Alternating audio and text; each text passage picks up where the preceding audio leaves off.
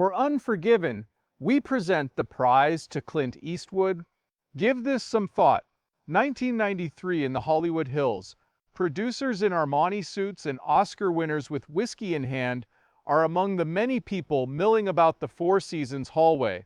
Still, by the grand piano, there stands a solitary figure, his arms crossed and eyes narrowed, as he tells a tale that culminates in a feeble imitation of the elderly cowboy director. A rising star in the acting industry across the room engages in small talk, laughs, and names dropping. Except Clint, no one laughs. Nothing comes out of his mouth. After he finishes his drink, he nods to the waiter and silently leaves the establishment.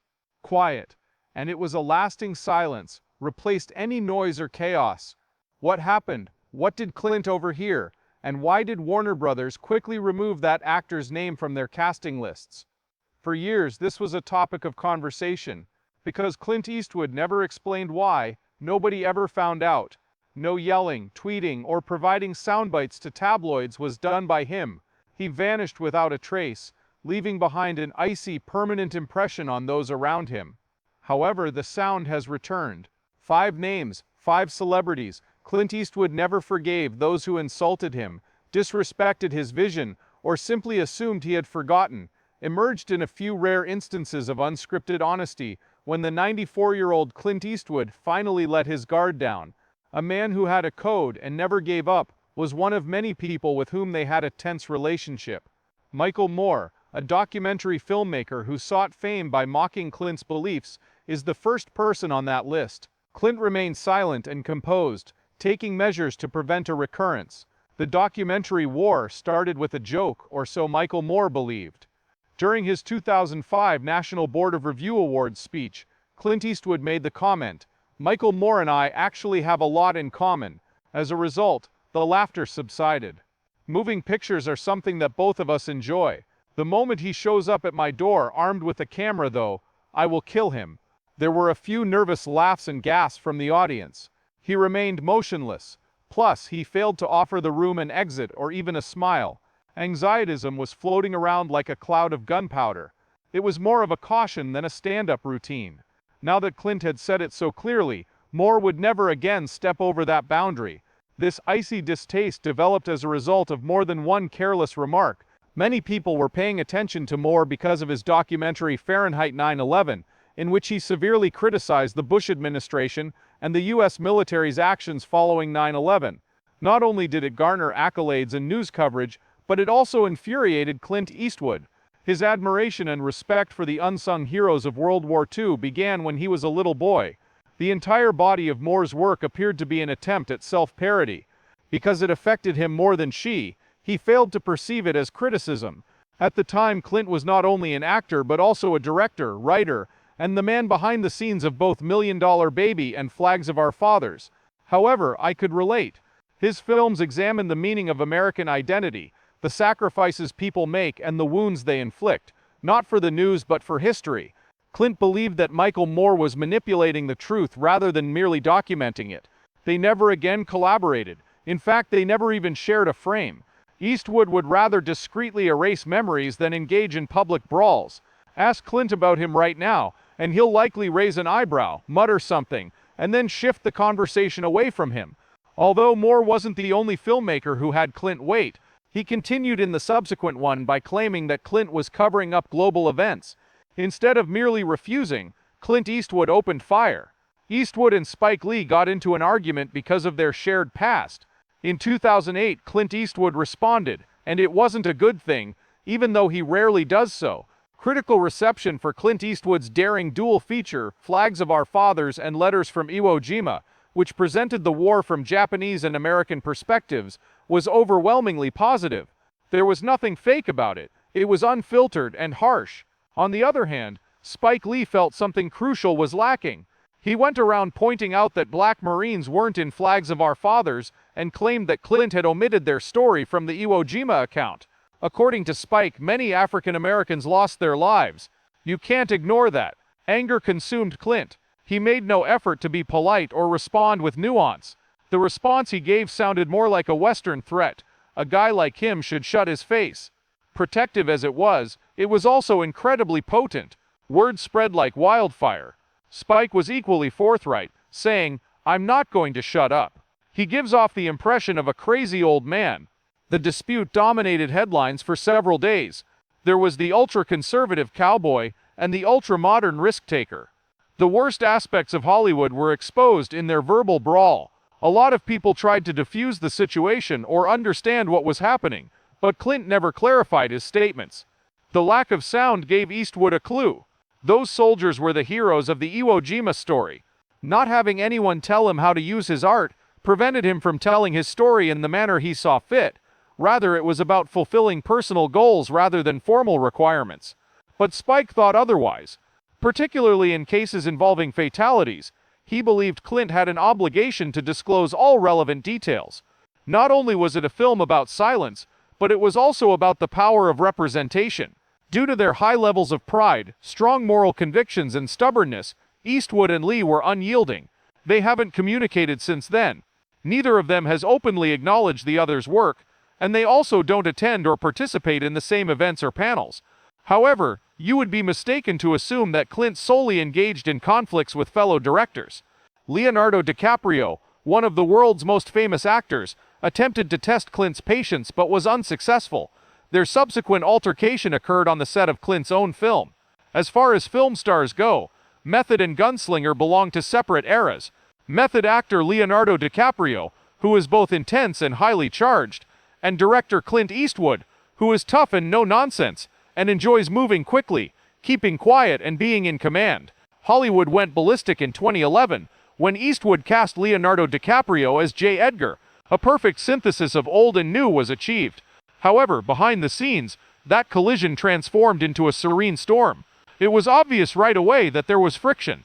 With little time for practice or setup, Clint was famous for directing in just one take. He would fire his weapon and then proceed.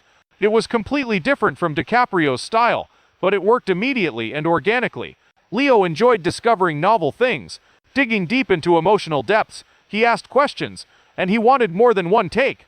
Even though Leonardo DiCaprio was trying to remain silent, Clint was already yelling at the director, "Cut, move on." Members of the crew whispered to each other about the stress. It was like witnessing a racehorse attempt to gallop while clad in cowboy boots, according to an eyewitness. The atmosphere on set was tight, but there were no physical altercations or worker strikes. Two accomplished artists, each with their own unique style, are silently arguing over the best way to convey a story. Clint refused to budge no matter how much DiCaprio tried to change. There was no follow-up after the film's release. No more collaborating, flattering remarks in interviews, or public recognition at award shows. Clint frequently employs actors he admires, such as Morgan Freeman and Bradley Cooper, but he never contacted Leo again. Speculations abound as to why Clint decided DiCaprio was too much work, too dramatic, or even too egotistical. Others point to a lack of creative compatibility. Their careers diverged like a broken lens in every respect, and Eastwood never recovered. Even worse than Clint's control behind the camera, the next name on the list publicly mocked Eastwood's reputation and managed to get away with it. Seth Rogen, the sniper jab Clint would never forget. That was his thought. Unlike other artists, Seth Rogen's enemies made a lot of noise. In 2014, Clint Eastwood released American Sniper, a biographical war film. Chris Kyle, a Navy SEAL, was the subject. While critics were divided, the film shattered box office records and sparked a cultural uproar. It was a memorial to the fallen, but for Rogen, it had a different meaning. American Sniper kind of reminds me of the movie that's showing in the third act of Inglourious Basterds, the one where the Nazi sniper is killing allies. Rogen tweeted this shocking comparison just days after the film's release. Shock gasps were heard. No need to mention Clint, so he refrained from doing so. A powerful message was conveyed by drawing parallels between Eastwood's film and Nazi propaganda. Even though Rogen claimed it was all in good fun, the damage had already been done. Clint Eastwood neglected to respond to the tweet. Nothing came out of his mouth. His silence was deafening. Simply put, when no one is looking, Clint remains silent on social media. The insult wasn't the only thing that made Eastwood so angry, according to those who know him. Their reasoning is that it was public. A hit and run occurred, no conversation took place. It was both weak and impolite, in Clint's opinion. Rogen later expressed regret and clarified that American Sniper was not being referred to as Nazi propaganda. However, Clint was unaware of or unaffected by this retraction.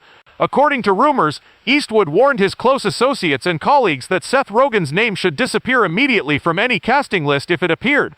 After that, the two never spoke or worked together again. Being mistreated by someone who finds humor in everything is the worst possible thing that can happen to Clint Eastwood. This last name, though, did not belong to a political ranter or comedian. He was a friend, co-star, and on par with Clint. They were locked in an impasse until an unforgettable film nearly shattered the tension. Clint's adversary, Gene Hackman, whom he was unable to control on screen. Despite their lack of dialogue on screen, they were captivating off-screen. Unforgiven was a 1992 film starring Clint Eastwood and Gene Hackman. Many Academy Awards went to it, and it revolutionized the Western genre. Despite the apparent harmony, a tempest was brewing behind the scenes as two titans worked in perfect harmony. Clint was well known for his cordial and efficient set management. To him, it was paramount to have control, tranquility, and faith. Hackman, he was infamous for getting into fights, was furious, and was unreliable. Even though Eastwood trusted his players with a lot of freedom, he still wanted them to be accountable. As early as the first week of filming, Hackman was the center of attention. There was talk of trouble. Due to his habit of interrupting Clint mid-sentence, asking blocking questions, and requesting line rewrites, Hackman found it difficult to take notes. It was pride, not rebellion. During a pivotal scene, Hackman paused, glanced at Clint, and remarked, "That line doesn't work." Another employee recalled this incident. "I will refrain from saying it." To Clint, it was all the same.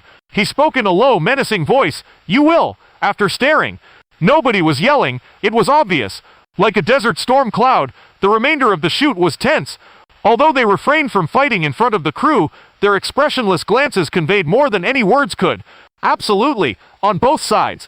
Mutual affection? Not a portent. After Unforgiven wrapped, the two men received golden statues, but that was their final collaboration on set.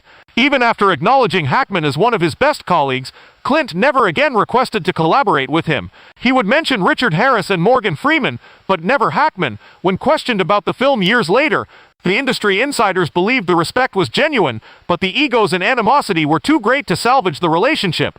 Nothing else matters to Clint than that. It's done for good. Hackman left the acting profession shortly thereafter. The reason Clint Eastwood remained selective about the people he allowed into his inner circle is that in his view, chemistry is more about trust than fame. Even if another hero manages to break it, it's already over. These two legendary actors and their unforgettable film were separated by an impenetrable wall of silence. Because Clint Eastwood has the power to seal any door he opens. Stillness of the gunslinger. To make his point, Clint Eastwood never once yelled. His temper never flared. He refrained from discussing taboo topics in conversation. The only thing he had was the watch. His response to those who crossed the line was not retaliation, but rather a silent and permanent cutoff. Famous Hollywood actors and actresses are known for their likability and willingness to collaborate. Conversely, Clint's legacy is based on something entirely different. His steadfast belief. The 5 famous people who worked with Eastwood learnt the hard way that it was more than a job. It was a test. Respect others, exercise self-control, and know when to hold back your pride. Someone utterly ruined it. Your turn now. Did Clint do the right thing by remaining silent when his grudges became too big? Post your thoughts here. We peruse every single one. Simply click the subscribe button and enable notifications to continue listening to previously unheard tales from Hollywood's golden age. Because we will soon reveal the names of those whom Clint Eastwood secretly admired for everyone he despised.